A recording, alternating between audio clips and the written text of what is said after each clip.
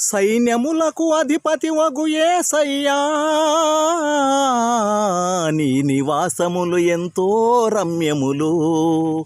నీ మందిరావరణములను చూడవలెనని నా ప్రాణము నా ఆత్మ ఎంతో ఆశపడుచున్నవి. జీవము గల దేవుని దర్శించుటకు నా హృదయము నా శరీరము ఆనందముతో కేకలేయుచున్నవి.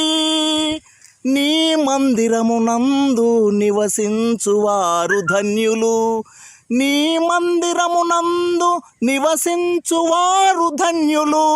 నిత్యము వారు నీ సన్నిధిలో స్తుతించుచునే ఉందురు. సైన్యములకు అధిపతి వగు యేసయ్యా,